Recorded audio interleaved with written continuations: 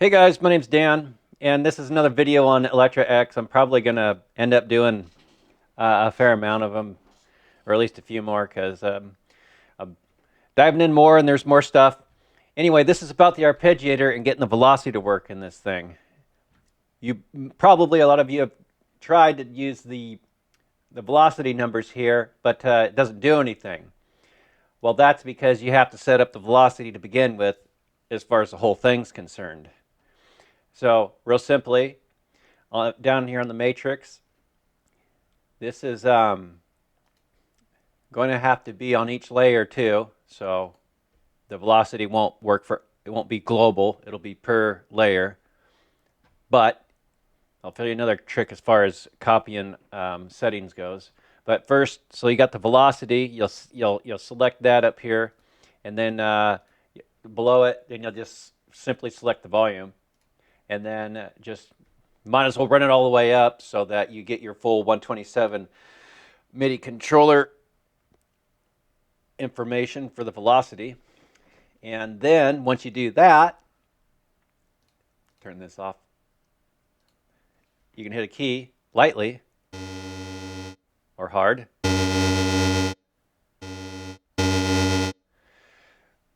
And I'm not really sure why that's only coming out the left channel. I'm not sure what's happening there. I'll have to figure that problem out later. Anyways, so you'll do that, and then you can go into your arpeggiator, and then you got your different loudnesses for the velocity, and here you go. So if you're like me, you know, that's pretty silly to me, but I guess you got to tell this thing fundamentally like to set up velocity. So that's how you get it to work with the arpeggiator. And actually, I have gosh dang it, have this up. So the arpeggiator section, since we're talking about the arpeggiator, I might as well take a little bit of time to go over it. So it's got the different tempos. Basically, this is this reacts to the tempo of the host DAW, right? So 1 being the same, and then 2 being double. So it's just it's just fraction math at that point. Chord mode key is just direct, and then the different chords here, they're going to play different MIDI notes according to those chords, and they're basically, it says here, different inversions by pressing a single key on your keyboard. A, B, and C play the fifth chords in the different inversions by pressing a single key on your keyboard controller. A, B, C, D. Third, these will play third chords in different inversions by pressing a single key on your keyboard. So these are talking about down here. So so it's cool to have different behaviors for the reaction of what other notes the ARP will play in regard to just one keyboard key being hit or note in the piano roll.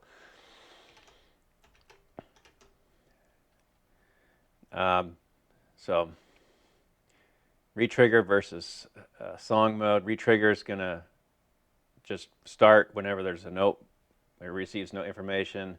A song is going to keep track of as it goes through the song, so that if a new note won't re-trigger the beginning of the ARP cycle. And then here's the velocity values, and then the little letters at the bottom. The R is a release. The arpeggiator plays a step. It will trigger the release phase for the envelopes as if the key on the keyboard control was released. L denotes a loop step. The arpeggiator reaches this step. It jumps back to step 1. E, this denotes an end of the step. It functions, depends on the retrigger mode. If it is set to trigger, the arpeggiator will be in single shot mode. It will reach the E step and will stop until a new note is played. If the retrigger mode is set to song, the E step will behave the same as the loop step. S, this forces a resorting of the notes. I'll have to mess around with that, I guess. And then you got the semitones that it'll jump up in accordance with the initial trigger note as it goes through each of the steps. And I believe these are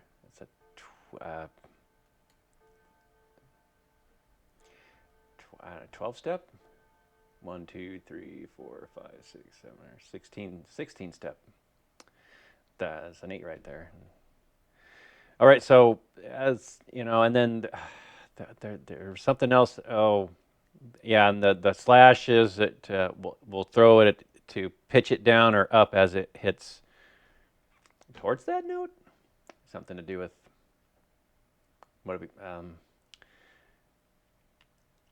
Let's see. So, all right. So these are the velocity. This is down here. So we do. Let's do a fifth, I guess.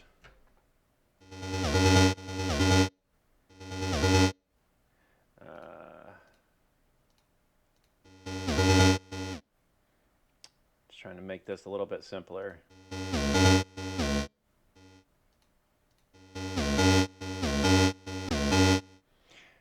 Again, I'm not sure what the deal is with the right.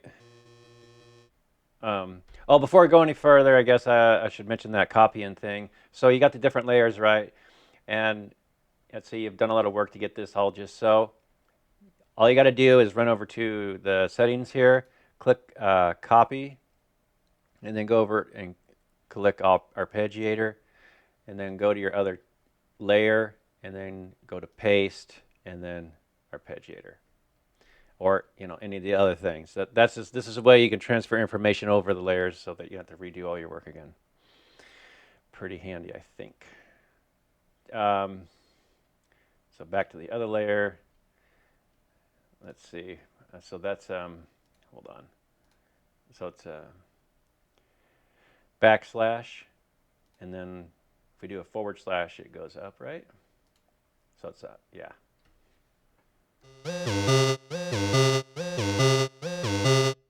All right.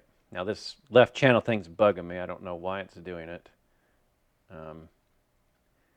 On. We got no stereo. We got panning is there. Wait, I got panning on this side. That's all it was. How did that? I don't ever remember moving that pan knob. I'm not sure how that happened. Anyways.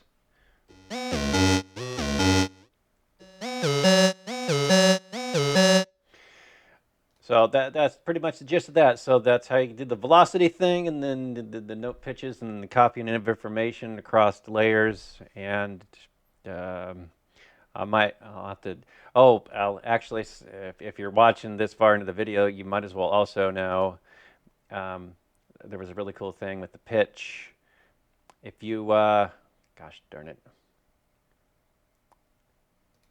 if you go to, and let's just say you're using an envelope generator, because this thing's really cool. Besides just having a volume envelope generator for strictly the volume and the filter, it also just has a couple of extra generators just because.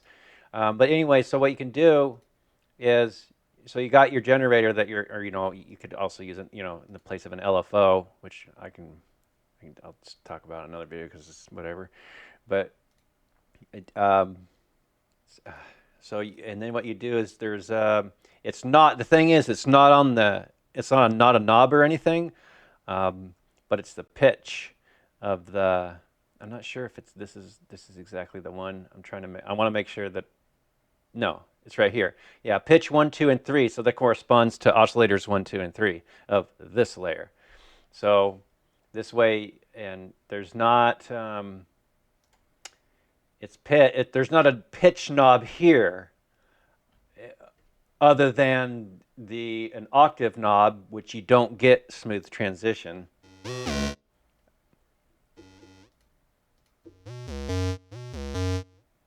Let's turn this silly thing off. So you don't got smooth transition, right? Even with the semitone. And the pulse width, depending on the waveform, does do pitching. But anyway, the point is there's a way to automate pitch where there isn't a control for pitch, but there is if you use the matrix. And actually, since I chose one, probably should use oscillator 1. And so, right, you adjust the how fast it does it.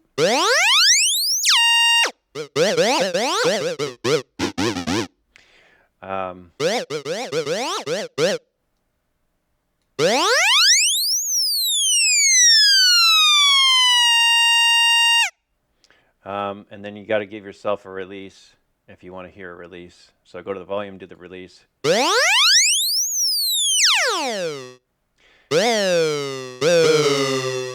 So there's no reverb there. That's just release. Basically, I guess it helps to think about this whole thing, and probably some other software synths as well. But they're always running technically. It's just how you're telling the sound to start happening and end happening. So anyway, those were some really cool, interesting things that I figured probably is pretty helpful to know. So if you check this video out, thank you very much. Throw it a like. Helps for the video to pop up for somebody else who's searching about this. This is really, actually, I think this is an underrated plugin. I really think it's cool. So with this project I'm working on, it's I'm going to be using it some more.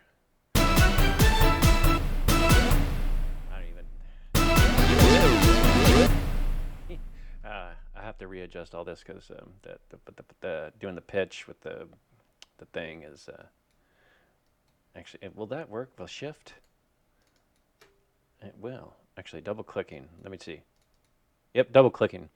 Some of these knobs, if you shift click, it moves them slower for fine adjustment. But double clicking is a way to set these to their default position. So anyway, appreciate you guys' time, and have a good rest of your day.